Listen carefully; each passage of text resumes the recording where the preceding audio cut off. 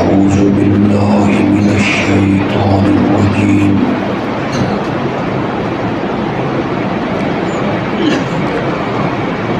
بسم الله الرحمن الرحيم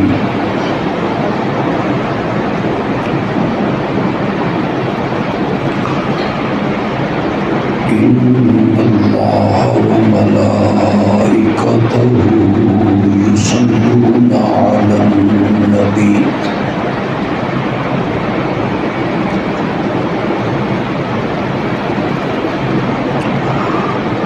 يا أيها الذين آمنوا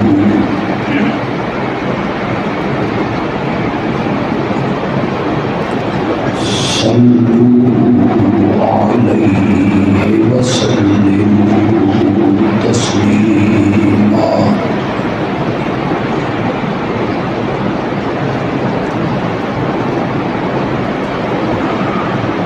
اللهم صل على سيدنا ومولانا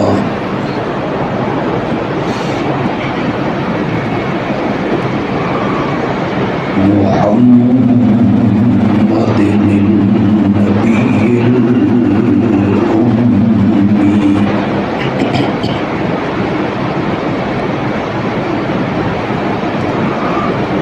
وعلى آله وأصحابه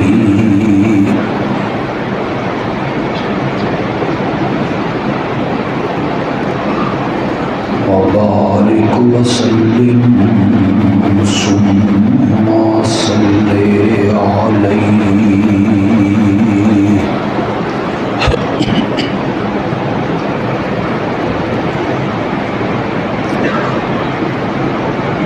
رمضان المبارک کی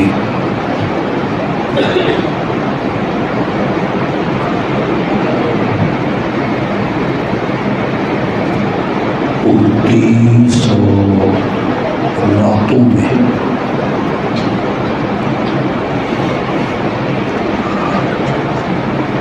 اس مسجد کے نمازیوں نے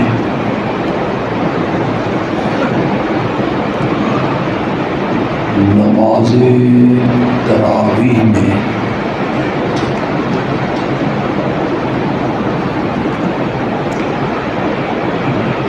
اللہ کی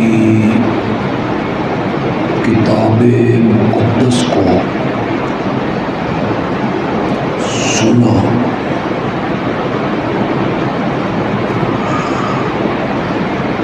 اللہ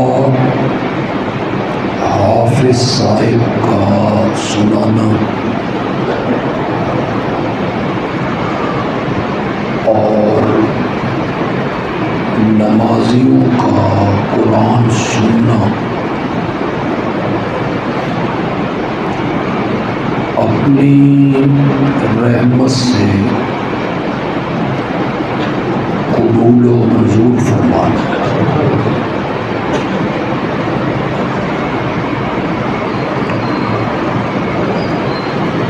ہر مسلمان کی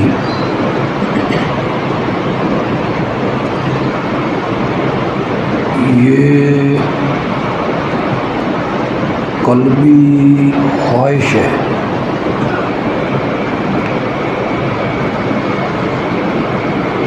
کہ کسی طریقے سے مجھے اللہ کا قرب حاصل،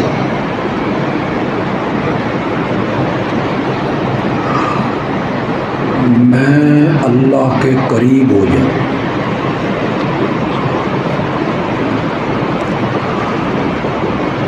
عبادت کرتا ہے تو مقصد یہی ہوتا ہے، رات کو اٹھ کے نماز تہجد پڑھتا ہے تو مقصد یہی ہوتا ہے، تسبیح بولتا ہے، وظیفے پڑھتا ہے،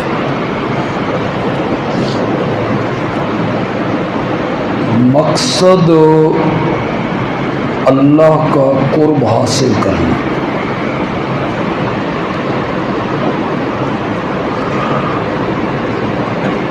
آپ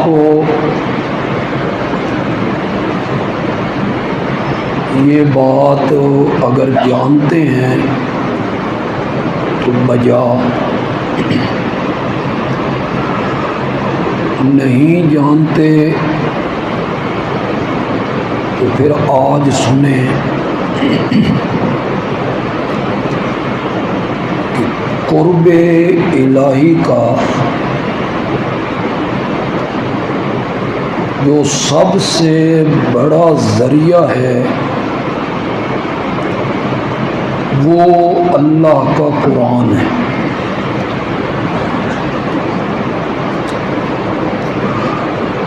قرآن کے ذریعے بندہ اللہ کے قریب ہوتا ہے۔ ایک آیت آپ سب کو یاد ہے، وَاعْتَصِمُوا بِحَبْلِ اللَّهِ جَمِيعًا وَلَا تَفَرَّقُوا، سارے مل کر اللہ کی رسی کو مضبوط پکڑ لو اور تفرقہ بازی پیدا نہ کرو، فرقہ واریت کا شکار نہ ہو۔ جتنی کانفرنسیں، جلسے اور سیمینار ہمارے ملک میں اتحاد امت کے نام سے ہوتے ہیں یا مختلف ٹی وی چینل اتحاد امت کے نام پر ٹیبل ٹاک کرتے ہیں، اس میں بیان کرنے کے لیے کوئی وکیل صاحب آ گئے، کوئی پروفیسر صاحب آ گئے، کوئی ڈاکٹر صاحب آ گئے، اس میں جو اینکر خود ہے، یہ سارے اتحاد امت کے لیے اس آیت کو پڑھتے ہیں، وَاعْتَصِمُوا بِحَبْلِ اللَّهِ۔ سن کے آپ کو بھی یاد ہو گئی، سارے مل کر اللہ کی رسی کو پکڑ لو اور فرقوں میں نہ بٹو۔ لیکن آج تک انہوں نے نہیں بتایا کہ اللہ کی رسی ہے کیا، کہاں لٹک رہی ہے اللہ کی رسی جس کو ہم سب نے مل کے پکڑنا ہے، یہ انہوں نے نہیں بتایا، نہ وہ بتائیں گے۔ آپ میری یہ بات نوٹ کریں کہ وہ ڈاکٹر، وکیل، پروفیسر، اینکر بتائیں گے بھی نہیں کہ حبل اللہ کیا ہے، اللہ کی رسی کیا ہے، وہ نہیں بتائیں گے۔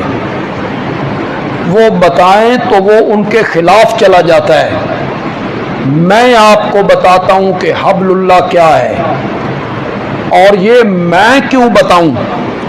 جس ہستی پر قرآن اترا، امام الانبیاء، خاتم النبیین، حضرت سیدنا محمد الرسول اللہ صلی اللہ علیہ وسلم، آپ کا ارشاد گرامی حدیث کی مختلف کتابوں میں آیا، آپ نے فرمایا ترکت فیکم امرین، میں تم میں دو چیزیں چھوڑ کے جا رہا ہوں، اولہما کتاب اللہ، ان دو میں سے پہلی چیز جو ہے وہ اللہ کی کتاب ہے، ہوا حبل اللہ، اور وہی اللہ کی کتاب اللہ کی کیا ہے؟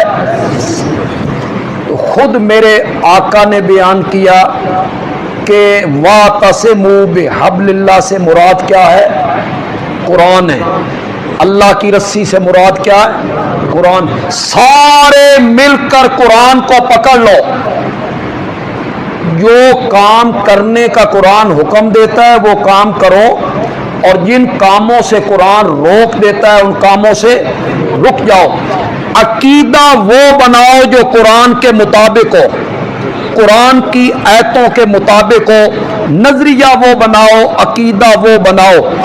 قرآن سے ہٹ کر اگر کوئی عقیدہ بناؤ گے تو یہ ہوگا ولا تفرقوا، فرقہ واریت میں مبتلا نہ ہو۔ وہ فرقہ واریت اور تفرقہ بازی یہ ہے کہ قرآن سے ہٹ کر کوئی عقیدہ بنایا جائے، قرآن سے ہٹ کر کوئی نظریہ قائم کیا جائے تو یہ فرقہ واریت بنے گی، اور قرآن نے منع کیا ولا تفرقوا، فرقہ واریت کا شکار نہ ہو، سارے مل کر اللہ کی رسی کو مضبوط ہو۔ تو پھر اللہ کی رسی کیا ہوئی جی؟ زور سے بولو نا ذرا، یہ میں کہہ رہا ہوں یا امام الانبیاء نے فرمایا؟ آپ یقین کریں، خلیفہ رابع داماد نبی حضرت سیدنا علی ابن ابی طالب رضی اللہ تعالی عنہ، انہوں نے بھی یہی فرمایا، حبل اللہ اے کتاب اللہ۔ حضرت عبداللہ ابن مسعود رضی اللہ تعالی عنہ، ان کا فرمان موجود ہے، حبل اللہ اے کتاب اللہ۔ تمام مفسرین صحابہ سے لے کے آج تک، آج بھی جنہوں نے تفسیر کی کتابیں لکھی، کوئی دیوبندی مفسر ہے، بریلوی مفسر ہے، اہل حدیث مفسر ہے، جس مفسر نے تفسیر کی کوئی کتاب لکھی ہے، لکھنے والا بریلوی ہے یا دیوبندی ہے، یہ اہل حدیث ہے، آپ یقین کریں تمام مفسرین نے لکھا کہ حبل اللہ سے مراد کیا ہے؟ اللہ کا قرآن ہے۔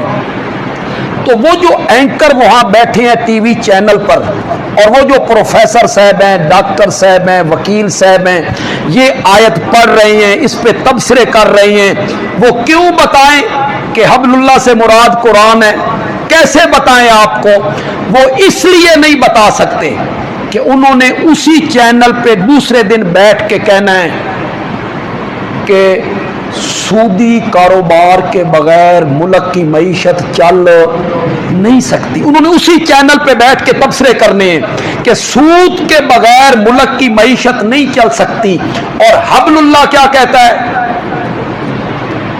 جس حبل اللہ کو پکڑنے کا حکم ہے، اس حبل اللہ نے کہا سودی کاروبار چھوڑ دو۔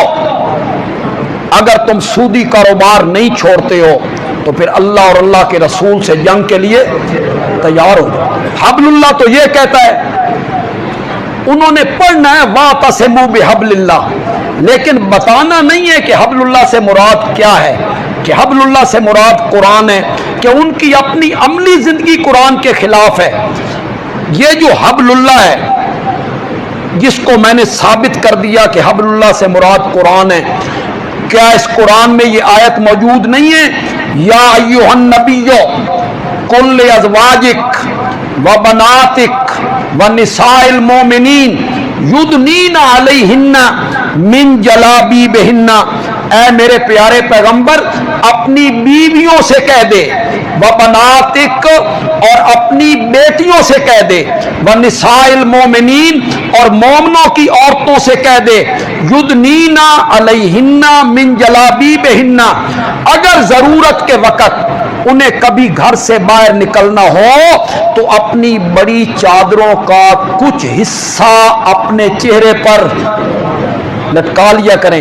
یہ قرآن کی آیت نہیں ہے، یہ سورت احزاب میں نہیں ہے، قرآن نے یہ حکم نہیں دیا ہے۔ جس ٹی وی چینل پر بیٹھ کر آپ قرآن کی یہ آیت پڑھ پڑھ کے لوگوں کو سناتے رہتے ہو، وَاعْتَصِمُوا بِحَبْلِ اللَّهِ جَمِيعًا، سارے مل کے اللہ کی رسی کو پکڑ لو۔ وہ اللہ کی رسی تو کہتی ہے کہ ضرورت کے وقت باہر نکلنا ہو تو پردے میں نکلنا ہے، اور اسی ٹی وی چینل پہ تم نے 12 سال کی لڑکیاں نچوانی ہوتی ہیں، نیم برہنہ لباس میں نچوانی ہوتی ہیں، پھر ٹیبل ٹاک میں آ کے تم اس آیت کو پڑھنے لگتے ہو وَاعْتَصِمُوا بِحَبْلِ اللَّهِ جَمِيعًا۔ حبل اللہ تو یہ کہتا ہے کہ اگر ضرورت کے وقت مومنوں کی عورتوں کو باہر نکلنا پڑے تو اپنے چہروں پر چادر کا پردہ لٹکا لیا کریں۔ حبل اللہ کا یہ حکم ہے، اور وہ جو ٹی وی چینلوں پر بیٹھے ہیں لوگ وہ پردے کا مذاق اڑاتے ہیں، وہ کہتے ہیں چہرے کا پردہ کیا ہوتا ہے، پردہ تو دل کا ہوتا ہے، چہرے کا پردہ کہاں ہے؟ قرآن نے پردے کا حکم کہاں دیا ہے؟ یہ تو پردہ مولوی کروانا چاہتا ہے۔ آپ 22واں پارہ اس کا پہلا صفحہ خدا کے لیے گھروں میں جا کے پڑھیے گا، جس عالم کا ترجمہ آپ کے گھر میں ہے آپ اٹھا لیجئے گا۔ اللہ تعالیٰ صحابہ سے خطاب کرتے ہیں، صحابہ سے اذا سالتموہن، میری بات کو ذرا غور سے سننا ہے آپ نے، خاص کر کے وہ لوگ جو کہتے ہیں کہ چہرے کے پردے کی کوئی ضرورت نہیں ہے، پردہ کہاں کا ہوتا ہے؟ دل کا ہوتا ہے، چہرے کی پردے کی کیا ضرورت ہے؟ وہ اس آیت کو ذرا غور سے سنیں۔ اللہ میرے نبی کے صحابہ سے کہتا ہے، میرے نبی کے صحابہ سے کہتا ہے جب تم نے میرے نبی کی بیویوں سے کوئی چیز مانگنی ہو، جب تم نے میرے نبی کی بیویوں سے کوئی مسئلہ پوچھنا ہو، کس نے پوچھنا ہے؟ بولتے کیوں نہیں ہو؟ کس نے؟ جن کے بارے میں قرآن کہتا ہے اولئک ھم المتقون، ان سے بڑا متقی کون ہے؟ جن کے بارے میں قرآن کہتا ہے اولئک ھم الصادقون، جن کے بارے میں قرآن کہتا ہے اولئک ھم الراشدون، جن کے بارے میں قرآن کہتا ہے اولئک ھم المؤمنون حقا، جو چلتے زمین پر ہیں اور ان کے قدموں کی آہٹ جنت میں سنائی دیا کرتی ہے۔ ان صحابہ سے کہا جا رہا ہے، بلال سے کہا جا رہا ہے، بلال سے، بلال تو نے بھی حضرت عائشہ سے کوئی بات کرنی ہے نا، اور جن سے بات کرنی ہے وہ خاتون کون ہے؟ وہ معمولی آج میری ماں بہن بیٹی جو ہے اس کا دل حضرت عائشہ کے دل سے زیادہ پاکیزہ ہے، میری ماں بہن بیٹی کا دل سیدہ فاطمہ کے دل سے زیادہ پاکیزہ دل ہے۔ حضرت عائشہ جن سے تم نے کوئی چیز مانگنی ہے وہ خاتون ہیں جس کو رب کے سلام آیا کرتے تھے۔ میرے نبی نے کہا تھا عائشہ جو جبریل کھڑا ہے تجھے سلام کہہ رہا ہے، جس کی پاک دامنی میں اللہ نے قرآن کی 18 آیتیں اتار دی تھی، سورت نور اتار، جو میرے نبی کے بستر پہ ہے، میرے نبی کی زوجہ محترمہ ہے۔ صحابہ سے کہا جا رہا ہے تم نے اگر میرے نبی کی بیویوں سے کوئی چیز مانگنی ہو یا کوئی مسئلہ پوچھنا ہو، سامنے آ کے نہیں پوچھنا، سامنے آ کے نہیں مانگنا، فَاسْأَلُوهُنَّ، ان سے مانگو مِن وَرَائِے حجاب۔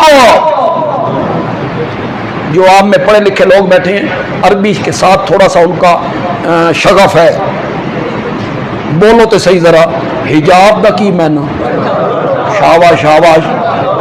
پھر تم کیسے کہتے ہو کہ قرآن میں پردے کا ذکر کوئی نہیں؟ یہ تو مولوی ہمیں پردے کا کہنا چاہتا ہے، قرآن میں تو پردے کا ذکر نہیں ہے۔ یہ حجاب کسے کہتے ہیں میاں؟ صحابہ کو خطاب ہو رہا ہے، تم نے میرے نبی سے کوئی، میرے نبی کی گھر والوں سے کوئی چیز مانگنی ہو نا تو مانگنی ہے من ورائے حجاب، پردے کے پیچھے سے مانگنی ہے، سامنے آ کے نہیں مانگنی۔ تو وہ اینکر تو آپ کو نہیں بتائیں گے کہ حبل اللہ کیا ہے، وہ بتائیں تو وہ بات ان کے خلاف جاتی ہے۔ ہم آپ کو بتا رہے ہیں وَاعْتَصِمُوا بِحَبْلِ اللَّهِ سے مراد کیا ہے؟ سارے مل کر کس کو پکڑ لو؟ قرآن کو پکڑ لو، سارے مل کے قرآن کو پکڑ لو، قرآن پر اکٹھے ہو جاؤ سارے۔ اللہ اکبر۔ ایک حدیث ذہن میں آئی ہے اور سناؤں گا آپ کو صحیح، لیکن آپ سرسری نہیں سنیں، بھائی اس کان سے آپ سنیں، اس کان سے آپ باہر نکال دیں، یا چپ کر کے آپ سن لیں۔ آپ تفکر سوچ گہرائی ڈوب کے اگر سنیں گے نا، خدا کی قسم آپ کو محسوس ہوگا کہ قرآن کیا چیز ہے، قرآن ہے کیا چیز جو اللہ نے ہمیں عطا کی ہے۔ صحابہ بیٹھے ہوئے ہیں، میرے آقا تشریف لے آئے، میرے آقا صحابہ سے پوچھتے ہیں کیا تم گواہی نہیں دیتے ہو کہ اللہ کے سوا الہ کوئی نہیں؟ اور کیا تم گواہی نہیں دیتے ہو کہ میں اللہ کا رسول ہوں؟ اور کیا تم گواہی نہیں دیتے ہو کہ یہ قرآن اللہ کی طرف سے آیا ہے؟ صحابہ کہتے ہیں یا رسول اللہ ہم گواہی دیتے ہیں اللہ کے سوا الہ کوئی نہیں، ہم گواہی دیتے ہیں آپ اللہ کے سچے رسول ہیں، ہم گواہی دیتے ہیں کہ یہ قرآن اللہ کی طرف سے آیا ہے۔ اب بات میرے آقا کی سننی ہے، ڈوب کے سننی ہے۔ میرے آقا کہتے ہیں یہ جو قرآن اللہ کی طرف سے آیا ہے نا، یہ اللہ کی رسی ہے، یہ حبل اللہ ہے جو اللہ نے عرش سے لٹکائی ہے۔ یہ رسی اللہ نے عرش سے زمین کی طرف لٹکائی ہے۔ اس رسی کا اوپر والا سرا رب کے ہاتھ میں ہے اور اس رسی کا نیچے والا سرا قرآن پڑھنے والے کے ہاتھ میں ہے۔ رسی ذریعہ ہوتا ہے چڑھنے کا، رسی ذریعہ ہوتا ہے چڑھنے کا، رسی ذریعہ ہوتا ہے بکھرے ہوئے سامان کو باندھنے کا، رسی ذریعہ ہوتا ہے بکھرے ہوئے سامان کو باندھنے کا، رسی ذریعہ ہوتا ہے چڑھنے کا۔ یہ رسی ہے قرآن جو اللہ نے عرش سے لٹکایا زمین کی طرف۔ اللہ کہتے ہیں اگر کوئی مجھ تک پہنچنا چاہتا ہے تو اس کا واحد ذریعہ میری کتاب ہے، قرآن ہے۔ تو قرآن قرب الہی کا کیا ہے؟ ذریعہ ہے۔ قرآن کے ذریعے بندہ اللہ کے کیا ہوتا ہے؟ قریب ہوتا ہے۔ قرآن ایک ایسی نعمت ہے، قرآن ایک ایسی نعمت ہے جس کے بارے میں خود قرآن نے بھی گواہیاں دی ہیں، قرآن نے بھی گواہیاں دی ہیں۔ جتنے لوگ آپ بیٹھے ہیں، میرے آقا کے کتنے معجزے ہیں جی، گنے بھی نہیں جا سکتے۔ میرے آقا کے جو معجزات ہیں وہ شمار میں نہیں آ سکتے، گنے بھی نہیں جا سکتے۔ معراج پر آپ تشریف لے گئے اسی جسم کے ساتھ عالم بیداری میں، یہ کوئی کم معجزہ ہے جی؟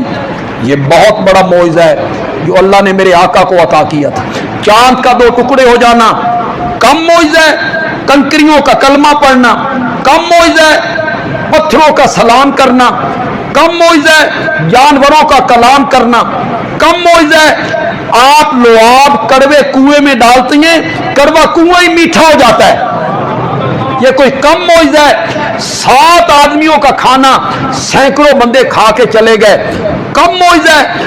ایک مشکیزہ پانی کا ہزاروں بندے پی کے چلے گئے، کم معجزہ ہے۔ میرے آقا کے جو معجزے ہیں یہ شمار میں آنا ممکن ہے، ناممکن ہے، گن بندہ نہیں سکتا۔ لیکن خدا گواہ ہے اگر اللہ میرے نبی کے ہاتھ پر کوئی معجزہ بھی صادر نہ کرتا، کوئی معجزہ بھی صادر نہ کرتا، پتھر سلام نہ کرتے، جانور کلام نہ کرتے، چاند 2 ٹکڑے نہ ہوتا، مشکیزے کا پانی پورے لشکر پہ پورا نہ ہوتا، کوئی معجزہ بھی میرے نبی کے ہاتھ پر صادر نہ ہوتا۔ میرے نبی کی صداقت کے لیے صرف ایک معجزہ قرآن والا ہی کافی تھا، کسی معجزے کی ضرورت نہیں تھی۔ میرے نبی کی صداقت پر ایک معجزہ ہی کافی تھا، قرآن والا معجزہ۔ کس کی زبان سے نکل رہا ہے؟ کس کی زبان سے نکل رہا ہے؟ جو کسی مکتب میں نہیں گیا، جو کسی سکول میں نہیں گیا، جو کسی درسگاہ میں نہیں گیا، جس نے قلم دوات تختی کاغذ کو ہاتھ کبھی نہیں لگایا، جو اپنا نام لکھنا نہیں جانتا، پڑھنا نہیں جانتا، لکھنا نہیں جانتا، آج سے پہلے اس نے کبھی تقریر نہیں کی، خطاب نہیں کیا، 40 سال کے بعد، میری بات پسند آئے تو میرے ساتھ تھوڑی سی آواز ملانی آپ نے، ایک آدمی جو کسی مکتب میں، سکول میں، درسگاہ میں نہیں گیا، کاغذ قلم تختی کو ہاتھ نہیں لگایا، کسی کے سامنے شاگردی اختیار نہیں کی، اپنا نام لکھنا نہیں جانتا، پڑھنا نہیں جانتا، اچانک اس کی زبان سے ایسا کلام نکلنے لگا جس نے عرب کے خطباء کو، شاعروں کو، متکلمین کو، फसाहत और बलागत पे नाज करने वालों को चैलेंज किया, फातू बेसूरतिन मिन मिस्ले। तुम जो कहते हो कि मेरा नबी खुद बनाता है, मेरा नबी तो पढ़ा हुआ भी नहीं है, तुम तो पढ़े हुए हो, शायर भी हो, मुतकल्लिम भी हो, खतीब भी हो, तुम्हें अपनी फसाहत और बलागत पे नाज भी है। फातू बेसूरतिन मिन मिस्ले, इस जैसी एक सूरत बना के। आगे तो कुरान ने हद करा, कुरान ने कहा फ़इन लम तफ़अलू, अगर तुम ऐसा न कर सको, आगे तो बिल्कुल बात ही खत्म हो गई, वलन तफ़अलू, और तुम क़यामत की सुबह तक ऐसा नहीं कर सको। हद नहीं हो गई चैलेंज की? क्या आज यहूदी, उनकी ज़बान अरबी नहीं है? कुछ यहूदी अरबी नहीं बोलते? कुरान का ये चैलेंज दुनिया कुफर के सर पर तलवार बन के लटक रहा है, और इंशाअल्लाह क़यामत की सुबह तक लटकता है। इस जैसी कोई एक आयत बनाए, फरमाया फातू बेसूरतिन मिन मिस्ले, इस जैसी एक सूरत बना के लाओ। फ़इन लम तफ़अलू वलन तफ़अलू फत्तकुन नारल्लती वक़ूदुहन नास वल। तो मेरे नबी के मोइज़ों में सबसे बड़ा मोइज़ा क्या था? कुरान। ये सबसे बड़ा मोइज़ा है, इल्मी मोइज़ा, इल्मी। अहले इल्म हज़रात मेरी इस बात को ज़रा और तवज्जो से सुनेंगे, शायद इससे पहले ये बात किसी ने ना की हो, आपको ये बात किसी ने ना बताई हो, शायद सुनी भी हो आपने। सारे नबियों के मोइज़े अमली थे, अमली। मेरे नबी का मोइज़ा कुरान वाला इल्मी मोइज़ा था। आप कहेंगे इसमें फर्क क्या हुआ? उनके मोइज़े अमली थे और आपका मोइज़ा इल्मी था, इसमें फर्क क्या हुआ? मैंने कहा फर्क यह हुआ कि अमल मौत के वक़्त ख़त्म हो जाता है, इल्म किसी के मरने से ख़त्म नहीं होता, इल्म बाकी रहता है। अगर कोई बंदा इस वक्त फौत हो जाए, उसने सुबह की नमाज नहीं पढ़नी, फौत जो हो गया, उसको उसका सवाब मिलेगा? वो नहीं मिलेगा। उसने सुबह की नमाज नहीं पढ़ी, उसने कल का रोजा नहीं रखना, रोजे का सवाब भी नहीं मिलेगा। अमल मुनकती हो जाते, मौत के वक्त अमल मुनकती हो जाते। कुछ आमाल जो है ना उनका सवाब मिलता रहता है, सदका जारिया, नेक औलाद, जो उसके लिए दुआ मांगते रहे। कोई इल्म छोड़ जाए जिस इल्म से लोग नफा हासिल करें, तो मरने वाले को क्या मिलता रहता है? सवाब मिलता है। अमल मौत के वक्त खत्म हो जाता है, इल्म किसी के मरने से खत्म नहीं होता। मतलब ये कारी साहब हैं, कारी अब्दुल गफूर साहब, इनके उस्ताद हो सकता है फौत हो गए, या उन्होंने फौत होना है, वो चले गए, लेकिन इल्म शागिर्दों की सूरत में क्या है? बाकी। उस्ताद चला गया, इल्म शागिर्दों की सूरत में बाकी। उसने कोई किताब लिखी, आलिम ने, वो दुनिया से रुखसत हो गया, किताब बाकी है, तो वो उसका इल्म बाकी है। इल्म खत्म नहीं होता, अमल खत्म हो जाता है मौत के वक्त, इल्म खत्म नहीं होता। अगर मैं नहीं समझा सका आसान लहजे में तो मैं और आसान कर देता हूं, अल्लाह करे आपको समझ आ जाए। हजरत सुलेमान का तख्त अब हवा में नहीं उड़ता, उड़ता था जब उड़ता था। हजरत सुलेमान दुनिया से चले गए, मोइज़ा भी अमली मोइज़ा था।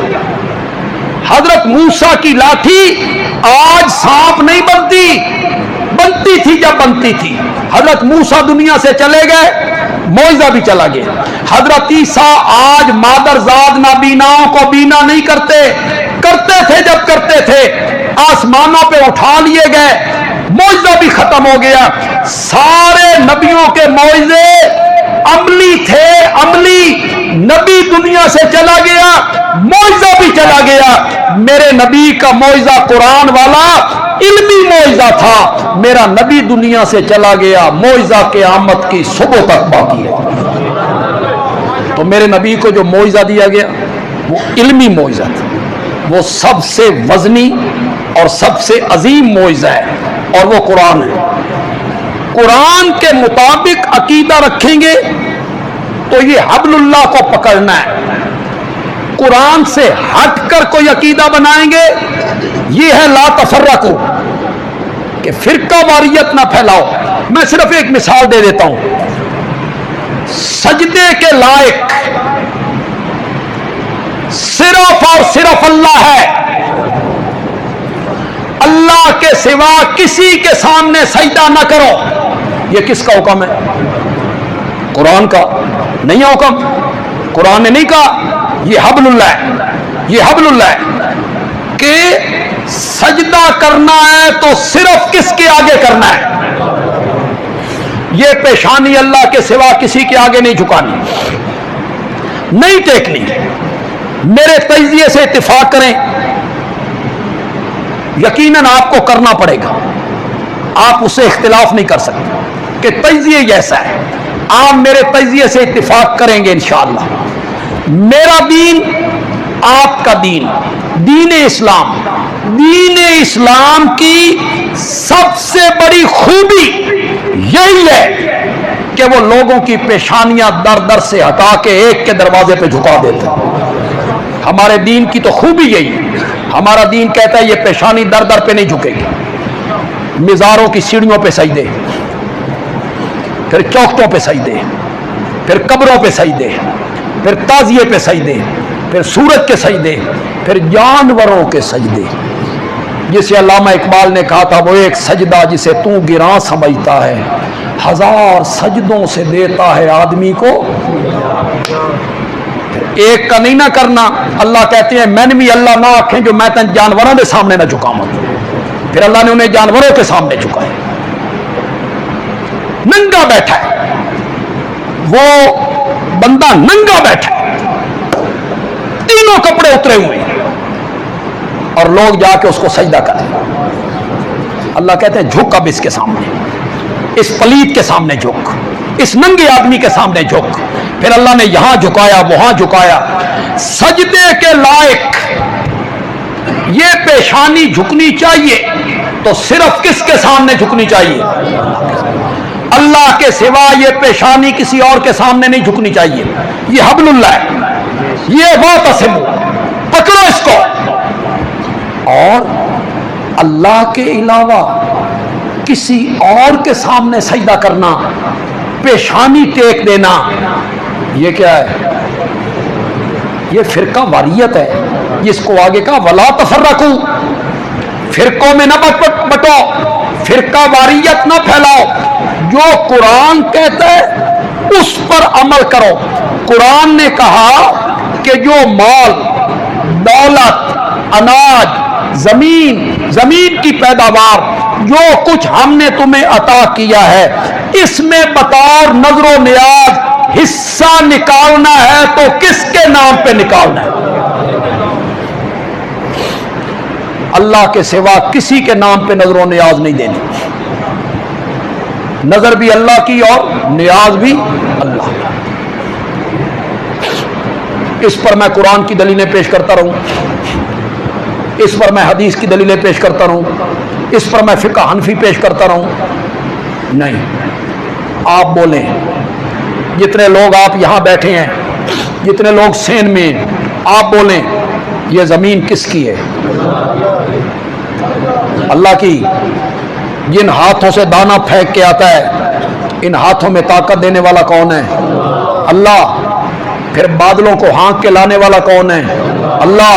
پھر بارش برسانے والا کون ہے؟ اللہ۔ پھر اس دانے کا سینہ چیر کے اس کوپل کو باہر نکالنے والا کون ہے؟ بولیے تو صحیح، بولیے تو صحیح۔ دیکھیں، تسلیم کرنا نہ کرنا آپ کی مرضی، لیکن اتنی بات ذہن میں رکھیں، جب اللہ کی توحید بیان ہوتی ہے نا، اللہ فرشتوں کے جھرمٹ میں بیٹھ کے فخر کر رہا ہو۔ آپ توحید سن کے خوش نہیں ہوں گے، آپ کے چہرے پہ خوشی کے آثار نہیں آئیں گے۔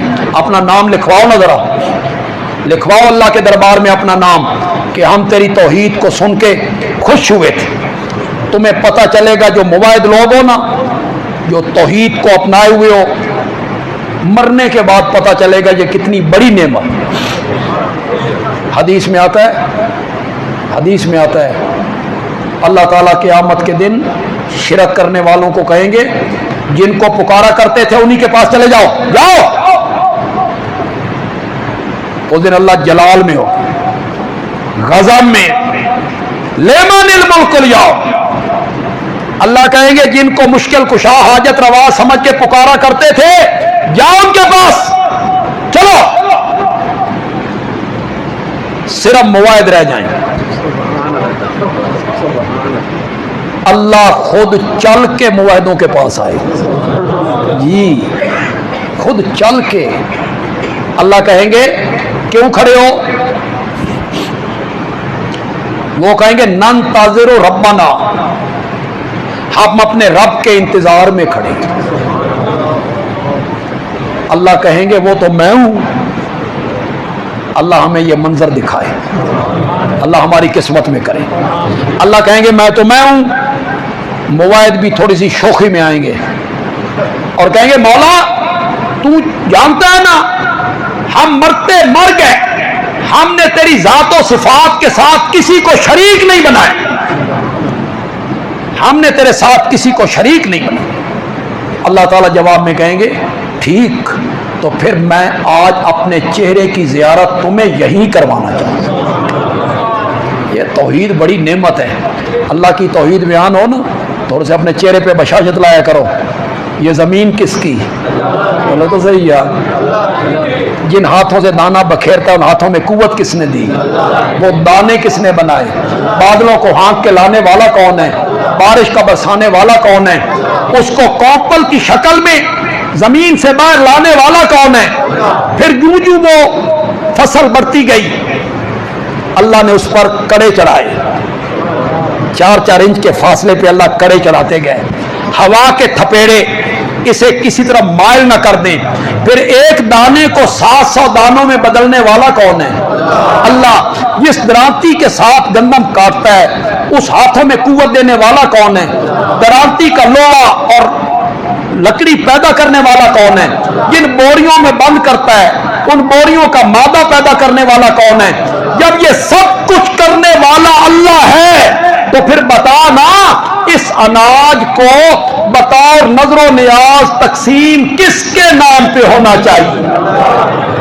जिसका खाइए उसी का गाइए। ये जानवर किसके हैं? ये भैंस, ये गाय, ये बकरी, ये ऊंटनी, ये जानवर किसने बनाए? बोलो तो सही, जरा बोलो तो सही। उनके आगे जो तू गुतावा करता है, गुतावा चारा, जिन हाथों से चारा बनाता है, इन हाथों में कुव्वत देने वाला कौन है? अल्लाह। वो जो चारे का सामान है वो पैदा करने वाला कौन है? वो बनाने वाला कौन है? ग़िज़ा जानवर के मैदे में पहुंची, अल्लाह ने एक मशीनरी लगाई, उसने ग़िज़ा पे काम करना शुरू किया, कुछ का गोबर बनाया, वो नीचे बैठ गया, असल ग़िज़ा ऊपर आ गई। ये अलग करने वाला कौन है? अल्लाह। असल ग़िज़ा को जिगर से धक्का मारा, मैदे से धक्का मारा जिगर की तरफ, असल ग़िज़ा जिगर में आ गई। जिगर में फिर एक मशीनरी लगाई, उसने असल ग़िज़ा पे काम करना शुरू किया, कुछ का खून बनाया, वो सप्लाई कर दिया दिल को, कुछ का दूध बनाया, वो सप्लाई कर दिया थनों को। कुरान बोला, कुरान बोला, कुरान ने कहा नुस्की को मिम्मा फी बुतूनिही मिन बैन फरसिन वदमिन, मिन बैन फरसिन वदमिन। एक तरफ गोबर पलीत था, एक तरफ खून पलीत था। जब ग़िज़ा मैदे में थी हमने गोबर से अलग कर ली, जब वो जिगर में थी हमने खून से अलग कर ली। गोबर का रंग गदला, फिर वो बदबूदार, खून का रंग सुर्ख, फिर वो पलीत। कुरान कहता है मिन बैन फरसिन वदमिन, एक तरफ गोबर पलीत था, एक तरफ खून पलीत था। दो पलीतियों के दरमियान हमने तेरे बर्तन में डाला लबनन खालिसा, लबनन لبنن خالصا، لبنن خالصا، ایک دفعہ کہو لبنن خالصا، کہو زور سے کہو یار، اور زور سے کہو. ہوں جنہوں نے لبدا جو آکھو، ہوں کتنے آواز میں کھان دیں، جن کو ملتا ہے وہ کہو ذرا، انگلیوں پہ گنے جائیں گے. لبنن خالصا، اس میں ہم نے گوبر کا ایک قطرہ نہیں آنے دیا. کیوں؟ تیری نازک طبیعت کا خیال کیا. تو نازک طبیعت آدمی ہے نا، گوبر کا ایک قطرہ آ جاتا تو سارا دودھ بہا دیتا. ہم نے تیری نازک طبیعت کا خیال کیا، خون کا ایک قطرہ دودھ میں نہیں آنے دیا، تیری طبیعت کا خیال کیا. اور میرے بندے، جس طرح میں نے دودھ میں گوبر کی پلیدی کو شامل نہیں ہونے دیا، تو بھی میری عبادت میں شرک والی پلیدی کو شامل نہ کیا کر. میں نے تجھے دودھ خالص دیا ہے، تو میری عبادت خالص کیا کر. یہ ساری مشینیاں لگانے والا کون ہے؟ یہ اندر ساری چھاننیوں میں، اللہ اکبر، ہزاروں چھاننیوں میں چھانتا رہتا، اتنا شفاف دودھ حاصل نہ کر سکتا. یہ اندر مشینریوں میں پلیدیوں سے، گوبر سے، خون سے الگ کرنے والا کون ہے؟ اللہ. جس برتن میں، ڈول میں دودھ دوتا ہے، وہ برتن کس نے بنایا؟ اللہ نے. پھر بولنا، اس دودھ کو بطور نظر و نیاز تقسیم کس کے نام پر ہونا چاہیے؟ اس میں بھی دلائل دینے کی ضرورت ہے کہ یہ کس کے نام پر تقسیم ہونا چاہیے. اگر یہ سارے کارنامے کرنے والا اللہ ہے تو پھر اس دودھ کو تقسیم بھی کس کے نام پہ ہونا چاہیے؟ یہ ہے حبل اللہ. یہ کیا ہے؟ حبل اللہ. اس کے علاوہ غیر اللہ کے نام پر نظریں، نیازیں چڑھاوے چڑھاؤ گے نا، لا تفرقو. یہ ہے فرقہ واریت. فرقوں میں مت بٹو، قرآن سے ہٹ کے اپنا عقیدہ نہ اپناؤ. اللہ تعالیٰ عمل کی توفیق عطا فرمائے. وما علینا الا البلاغ المبین. الحمدللہ.